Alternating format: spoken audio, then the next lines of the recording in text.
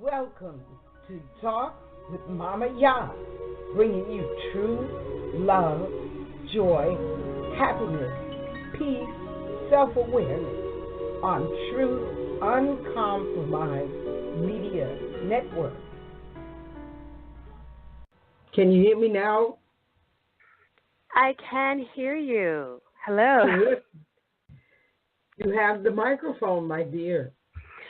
Awesome. So we're talking about envisioning, and I thought about, what would be the most efficient way to really express the way I share with my clients and how I live my life, especially where we're right at the end of the 2017 cycle, and want to offer some very juicy nuggets of insight as to how people can begin to go into themselves and to really design and create and envision their highest self, to manifest, to be in manifestation mode. You're already manifesting, but manifesting what you truly desire. So that's what I want to talk about today, and give people a couple of hints and gems and tools and some skills. So we talked about creating your avatar. An avatar is a Sanskrit word that really means descent.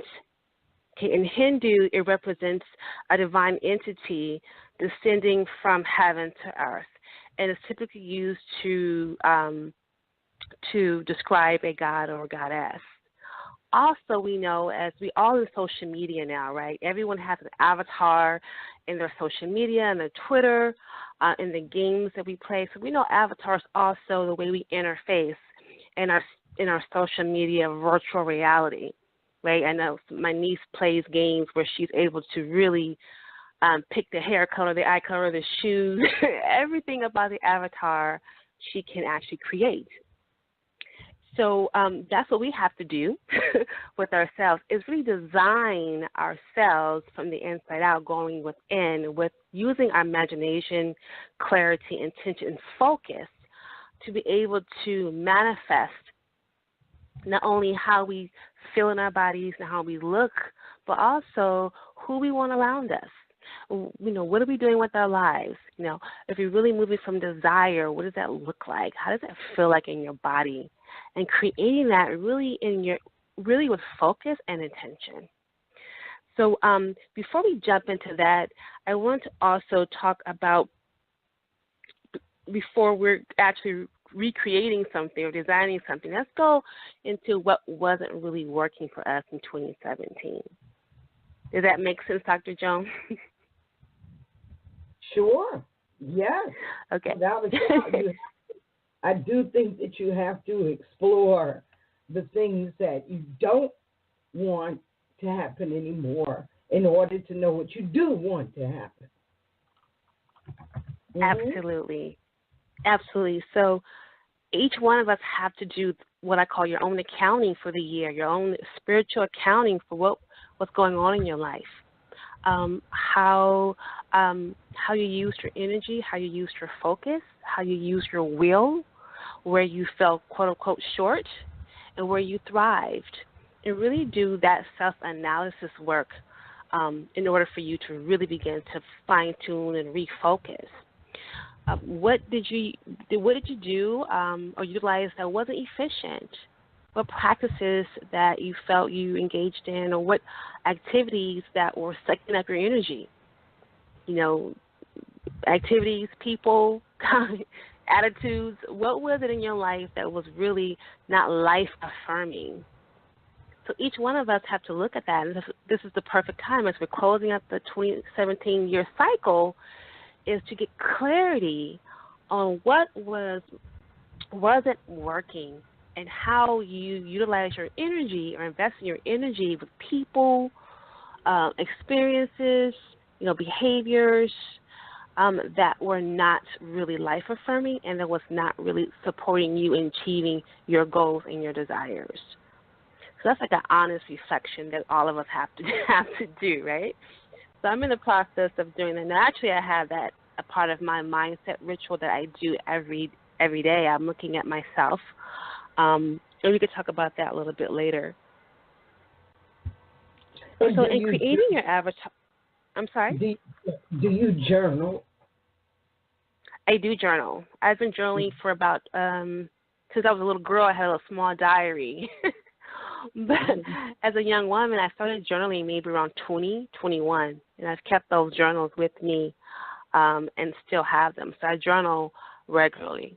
Yeah. And there's a way to journal where you're journaling with free expression and you're just getting your feelings out, your emotions out about something, which is kind of therapeutic, which is a really phenomenal way to express yourself. That's how I got out of healing from a painful childhood experience, was writing. I didn't know how important it was to just allow my thoughts to flow. Another way to journal is when you have an intention about what you're going to be doing in your journal. We know, I think a popular way to journal of these days is like gratitude journal. You say what you're thankful for, what you appreciate, what you're grateful for. And there's also other ways to journal to affect a shift in you, in your energy, in your mindset. And that is having some affirmations, we know about that, and also declarations, and also creating your future, writing the story that you really want to live and experience. Because one thing that is a huge sabotage for people is really allowing their present day circumstances to dictate their mood and their energy. And so we don't begin to vision because we're just trying to survive right now. But while we're in survival mode, we become more dense. We don't become as expansive and as creative as we can be when we're focused on survival. It changes the brain and what you're able to perceive. When we are not in survival mode, creativity is just like we have more creativity, more energy, and you're connecting and vibing with like-minded people. So you're able to brainstorm and just really have this synergy of ideas and positive vibes. And that's the energy and momentum that supports you in manifesting what you desire.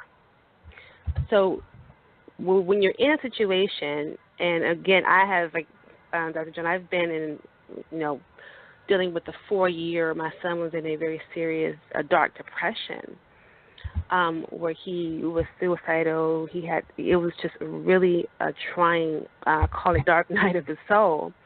And so it was during this time that I began to journal more and more and more on a daily basis and really began to see my son and write him down as I wanted him to be. Create him in my mind's eye. I remember him in my mind's eye before the depression. He was active. He was fun. He was happy. He was thriving. He was doing well at school, right? So the present day circumstance, if we can move away from that burden of survival and get into imagination, get into the appreciation, get into the gratitude, that does shift your energy, which is really big because when you're going through tough times, it's extremely difficult to not stay stuck in it or remove your attention away from it. That's very good. I've always said that I'm not a survivor. I exist. I am. Therefore, I deserve all good things. And, I even know that thinking good thoughts makes my hair grow. I love it, yes. Yes. I think that people who are losing hair, I think they're not thinking the right thoughts. Now, it could be physiological also, but I really believe that a lot of it is mental. I think that a lot of people, maybe not all people, but many people who have diseases, cancer, they actually create those things with their mind. So mind, that's what it means, mind over matter, Exactly. And I have done this research for many years. My father transitioned he had pancreatic cancer, and it was during that time that actually we took him to a healer, and she gave us this book, and she said, watch your thoughts, because your thoughts create disease. And I'm thinking at the time, what is she talking about? I can see the association with food, but how do my beliefs affect my body? That was like mind-boggling for me at the time, right?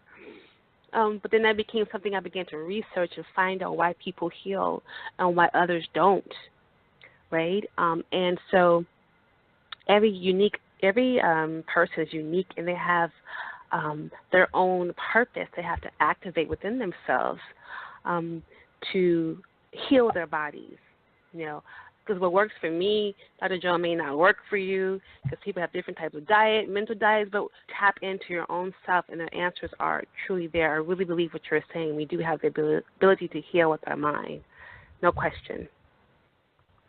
Yes, and I mean, we all walk around talking about God, but, I don't understand what people don't get, that the breath in your body is God.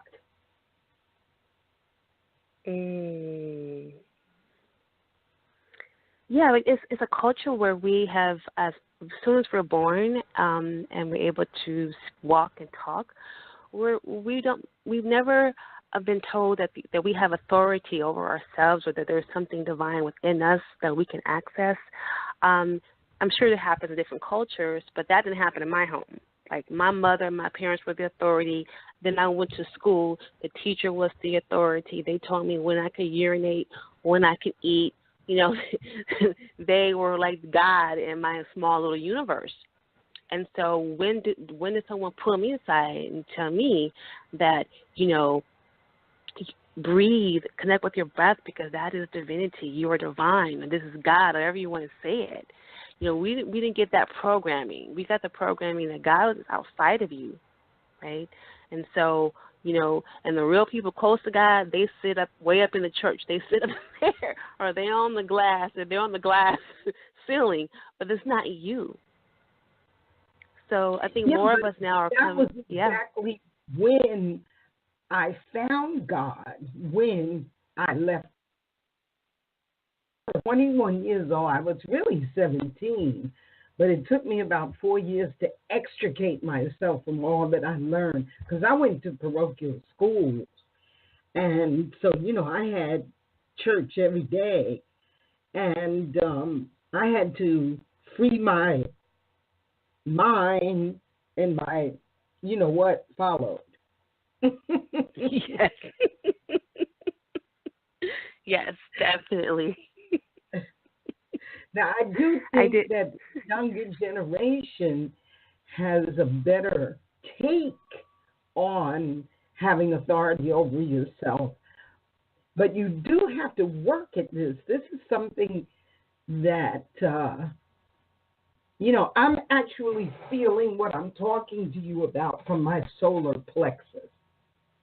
Okay? So we have all this built up fear of this God person that is going to, cast us into hell. And I don't know where men get these ideas from, but it's a really, it's very harmful, as a vengeful being. It is true. If you don't love yourself, God doesn't love you, because you are God having a human experience. Mm-hmm. So when you teach the child to say, not to say no, you are teaching the child that they have no power over themselves. Absolutely. So Absolutely. And yes. Part of, I believe, our responsibility and privilege is to really get the highest form or the most empowering information to our children as possible. We are responsible for the database of information that we transfer to the next generation. So we have to be impeccable. We have to be diligent, that we are questioning everything, and that we're putting the information that is going to put the seeds into our children's mind to raise gods and goddesses. And That's anything that cannot activate that within them does not need to be given to them, you know. And I think that is the level of commitment we have to make, is to ensure that every piece of information that they receive, that we have fact-checked through our own system, with our own minds and our own tribes and think tanks and the elders, before they even go to a school and sit down and look at a book.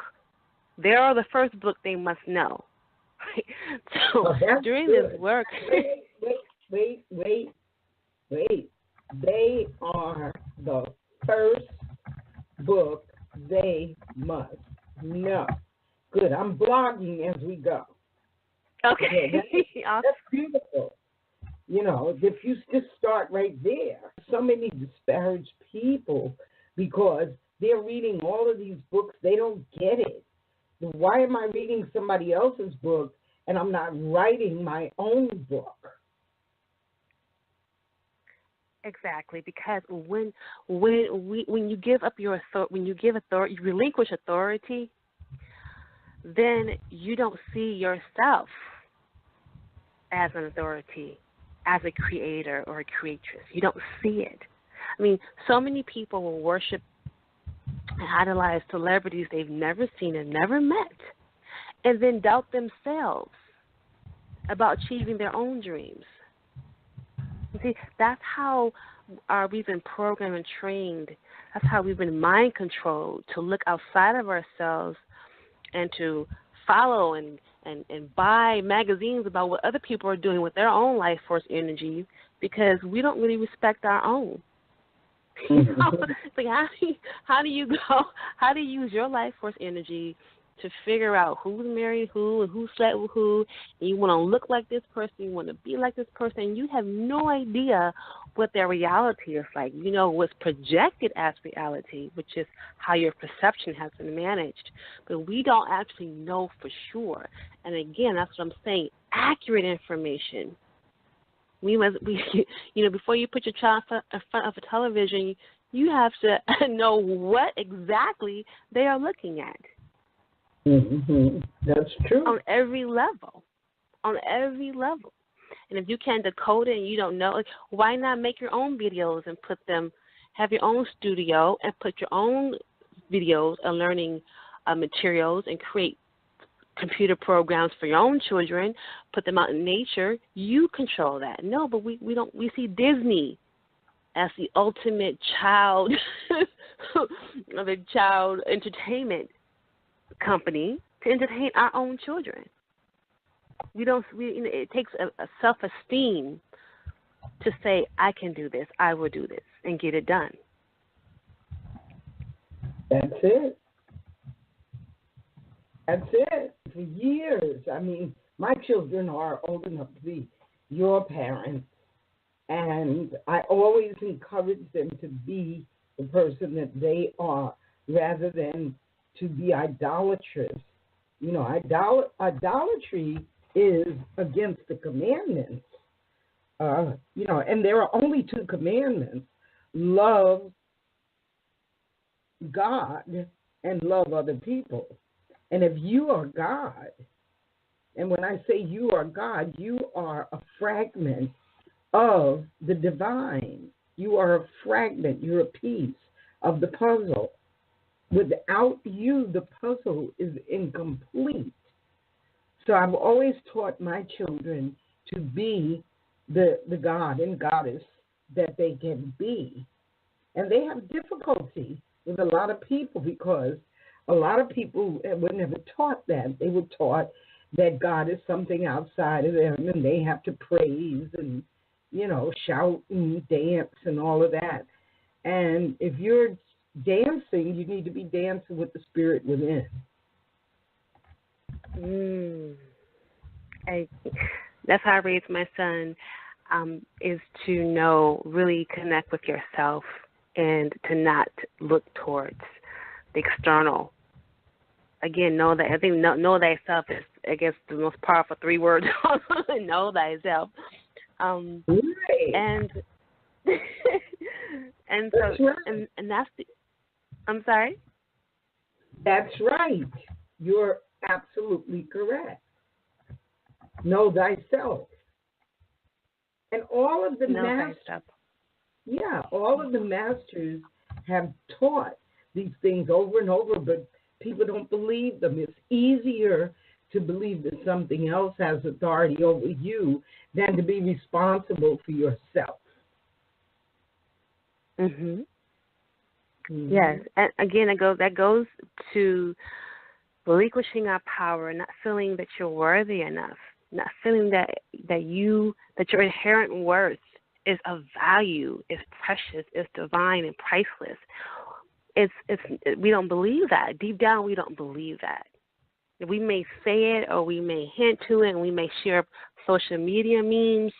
you know, we may want to believe it, it sounds good, but if we truly knew that from the core of our being, then we would be manifesting something very differently in our government, in our social structures. We would see that. We would actually live that. And so we don't believe it because we relinquish power. We believe somebody else is responsible for everything. Seriously, I mean, most things they're responsible for. And Okay, I so believe that how is do an we esteem issue. how do we convince someone that just cannot see that? What do we tell these people that doubt their own self-worth? You have to go up. Every person is different. So what that person may need to see themselves may show up differently. But what I do know is when I work with my clients, we work in the realm of the relationship and really connecting with your own energy. And that's what I have my clients do. You have to actually act against the paradigm. But in order for you to act against it, you must see how the paradigm is not your thought, meaning your thoughts, your quality of thoughts, your beliefs, your attitudes, um, the limitations of your thoughts have not been serving you. You have to put it to test. Is this serving you? It's just honoring you. It's just bringing out the best in you. Just like if you would, for me, if a young lady came to me and she wanted to talk about a guy, okay, let's put it to the test. Is he caring for you? How does he show that he cares for you? You have to go step by step. What does he do to make you feel like a woman? How does he treat you like you're special? What do you have in common? How do you guys solve conflict? How does he show up when he's angry? Can he communicate? You have to look at your life and see, is my current thought patterns, behaviors, attitudes actually working for me? Right, and it's important that the things in life do work for you. If you take a mother that has dedicated her whole life to her children, and then her children leave, and she's left with this void because she never took the time to think, well, what is important for me? Mm-hmm. Now, yeah, there's extremes. There's mothers that neglect their children to their own benefit, and there's mothers that neglect themselves to their children's benefit. And you can't blame children when they leave because they're going out into the world to live their life. So how do you say and this is how a lot of women wind up in church, because they go from the husband and the children to Jesus. Yeah, that is true. I remember, when I was going to church, I'm telling you, I'm going to confess. When I had a relationship with a man who was a wonderful engineer, who happened to have an addiction that I was completely unaware of. It was a crack addiction, and it ruined his life. I mean, this guy was a mechanical engineer, had his own home, and then he basically went down to the streets. And I was at church Tuesday night, pastoral teaching, Thursday night service, Sunday. I may go even twice to the morning service and night service. I was in there looking for something to make me feel better, just to get some insight, give me something, right? So I'm that woman who I was 20 years ago in that space. And so what I would tell this woman who felt that she was doing her children the greatest service, I would say you were doing them a disservice, because your children, in order for them to evolve through different stages, have to see you model that, thriving through different stages of life, right? So, yes, you do the best for your children, but the best for your children is showing them to live a fearless life through every stage, and that you are still in the game, with love and connecting with people and connecting with your passion, connecting with your desire. That's not something you put off, because then you're teaching your children that it's okay to put your passions and your desires and fulfillment on hold for something, which is never the case. It's never the case. When the mother is not in her own fulfillment and her own sense of pleasure and desire, she is not empowered, everyone's impacted by that. But it's what we've been taught and told, and it comes from the wounded feminine. That is the wounded feminine that feels that she has to do that, because deep down her identity is being now attached to I'm a good mother. Right. Because if that becomes her identity, it's the role that she is playing that she feels is her salvation. Exactly. Now, what about the wounded masculine? Well, we didn't go into the wounded. That's powerful. But let me give some context for the listeners. I want to make sure that I don't want to just say these words. I want to go into them so you know what it means and know what it looks like within yourself. So, the feminine is such a beautiful force, but the feminine really determines how and why you receive, right? The feminine is about depth, vulnerability. She is the ultimate nurturer. She has compassion and she has wisdom. And the empowered feminine has compassion.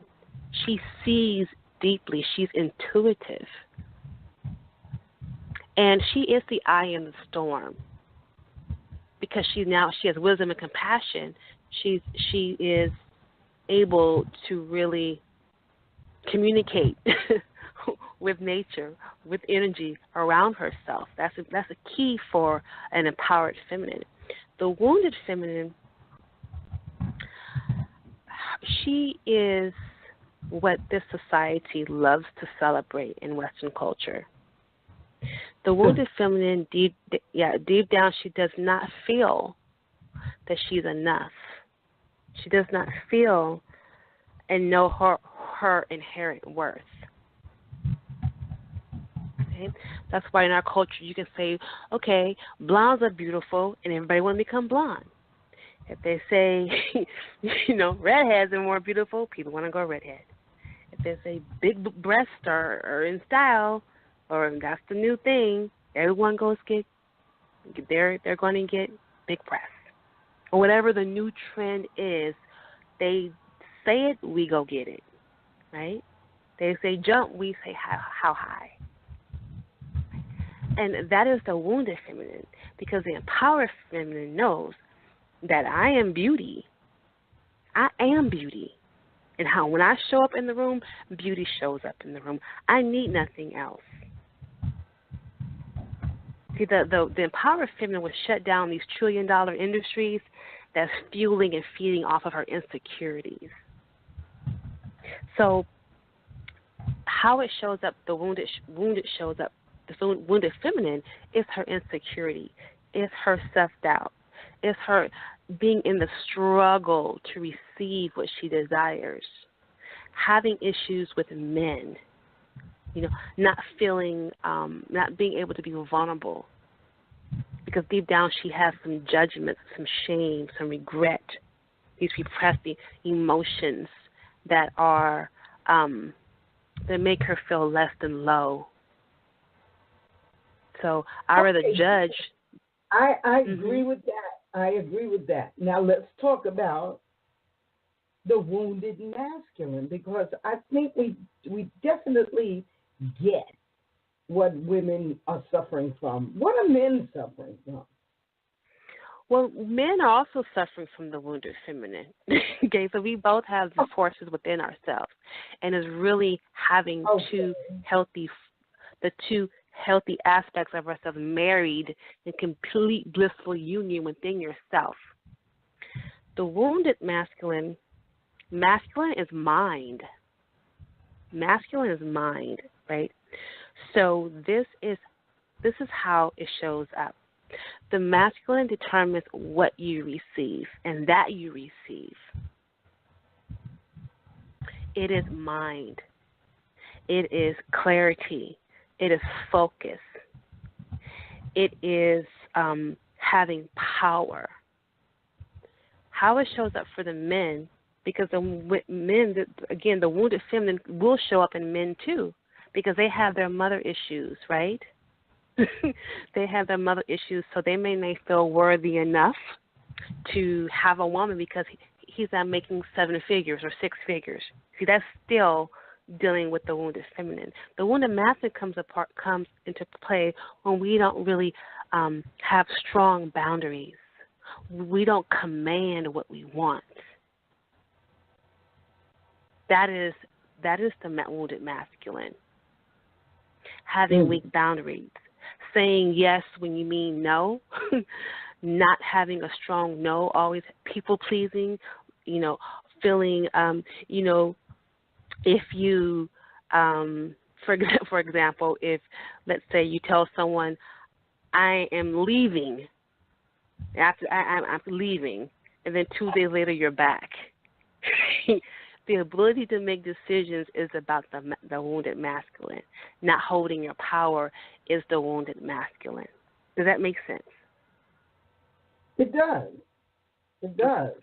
And I think that a lot of what's going on with this sexual harassment is the insecurity of the man, that he needs that confirmation from women that he has prowess, and he has he's a superman. You know what I'm saying? So I think we might concentrate on the feminine a little too much, and we need to concentrate a little bit more on raising the kundalini, or the awareness or the consciousness of the male factor within ourselves and within men. Absolutely. I believe the masculine is such, we don't list the divine masculine and how the empowered masculine is. Because empowered masculine is strong decisions, bold, strong decisions, is owning your power. It is the power. And you need both to really, be in your own power. You need both sides together. Sexual harassment, now I have a different viewpoint of what happens in the media, because the media is so mind it's manipulative and controlling. A lot of these sexual harassment stories that they put out, I truly, honestly, just my opinion, I don't believe are true or accurate. I think they are stories that they put out. There's layers to this, and I don't want to go too deep into that right now. I would just say don't give too much credence to what's happening in the media, but I do know that it does happen. Sexual harassment does happen, and men who sexually harass really feel powerless. See, that's their wounded masculine. They feel powerless. Now, these women, they feel that a lot of men who abuse women feel that these women just have so much power over them because they desire women and they may want one and she may reject him or she may say no, and that makes he process that information a certain way. He feels more and more and more powerless. So what does he do? He just, okay, I'm going to smack you on your butt, or I'll do something offensive. Do something offensive or become more vulgar, or just be a butt. That's really a wounded masculine. That's not the empowered masculine. So it seems like he is in his power because he's harming someone, but deep down, a grown, evolved man does not put his hands on someone else just because he wants to. He has some self-control, right? He has self-control. He has self-respect. But this culture celebrates the wounded masculine also. How many women can you bed? We live in a rape culture. We live in a rape culture. Absolutely. Okay, so we need to be healing the masculine.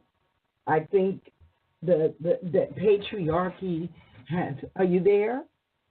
I am here.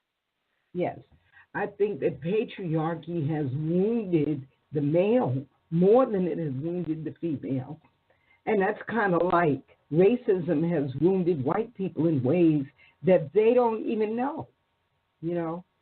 So I think that we need to really open up a dialogue, a discussion about how to heal the male.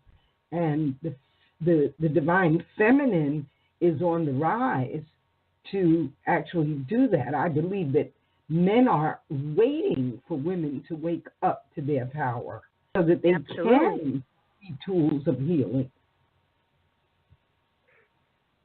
And that's why I'm big on both. I'm so supportive of women healing, transforming their own selves, because if they have a strong masculine, then there's zero tolerance for this. See, when we have a strong masculine within our own self, we're not looking for men to solve our problems. There's a group of women in India. It's called the Gubalaji Gang, and they got fed up with men raping their women, so they came together, and they would pick up stones and hammers and bricks, and they would go anytime any woman in the village were raped or mistreated by men, they would go and beat the guy up and shame him and kick him out. And they now are over like thousands of women are part of this quote unquote gang, which is a women who are stood up and said enough, and that is the empowered masculine coming through as a group of women who said we're not going to tolerate this. Mm-hmm. So everyone within herself would say, I am not tolerating sexual harassment. That's a fact. That's what I know. And there will be consequences if you touch me inappropriately. There are consequences. And what is the name of that group? I believe it's called the Gubalaji Gang, if I'm saying it right. Gubalaji Gang of India. Okay, so we're going to look up that and get that correct so we can put it in the blog. Well, that I have seen that. I saw the video of that, and I totally agree. It's like my roommate said that I think it's in Sweden that they have the women have a curfew, and they can't come out at night. Well, why put the women on curfew? They're not the ones committing the crime. Put men on curfew. Forbid them to come out. Or go the next step. If you know that there are men that sexually harass women, castrate them. Then there's no problem. But then they'll wind up killing women. So there's a mental disease on this planet when it comes to men and women, and we really, really, really must find a way to disengage ourselves from this disease, to pull ourselves out of this web. And I think that your generation may be the generation that finds the way out, Halima. Yes, I agree. And I do believe that, I have a vision, going back to the vision, that there is a return to reverence, respect, and love, and honesty. That's my vision, because in the masculine and feminine are in complete bliss. They're in harmony. They are in tune. They are really one in the cosmos. we're here warring because it's not really us. It's the programming we have. It's the fears that we have, right?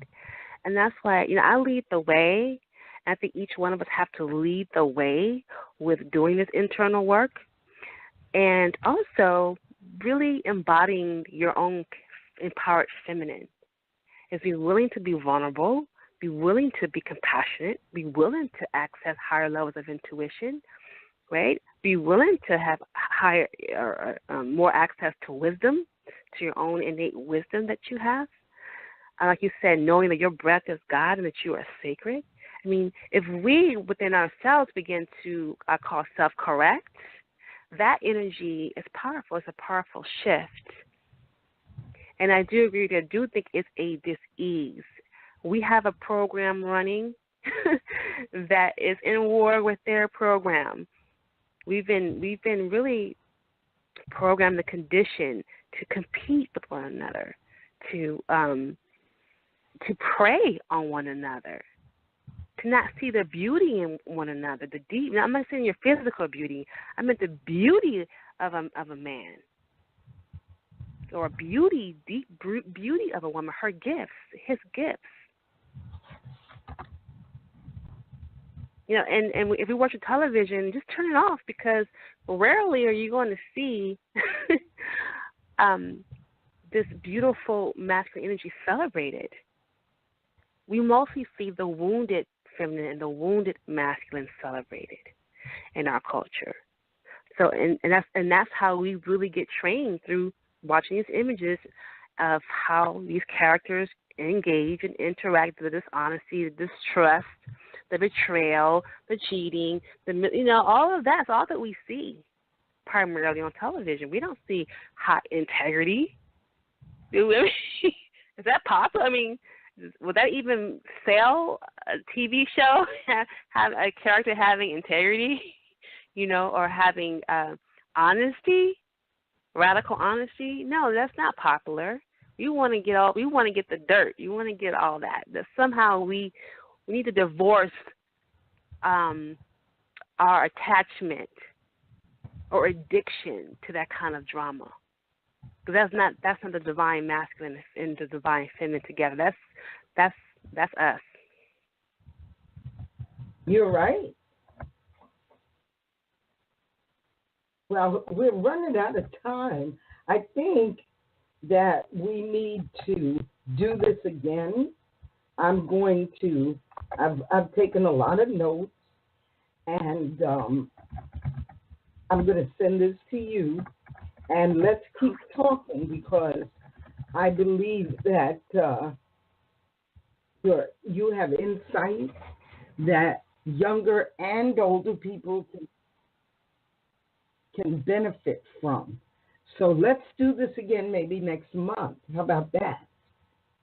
Awesome. I'd love to go in deeper about the avatar and how to, some of the meditations, some of the rituals for your listeners, so they can really be empowered and just take off for the next upcoming We year. have a caller. Let's see who this is. Hello?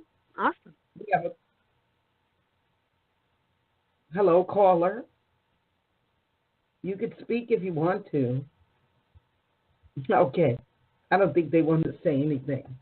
So, Halima, thank you for your time, and hopefully the next time we won't have technical difficulties, and Mercury will be going direct, okay? Okay. So we touched and agreeing on that one. Yes. You have a beautiful new year, okay? You do the same. Thank you again for the invitation. Wonderful, and I'll talk to you soon. Okay, bye-bye. Peace.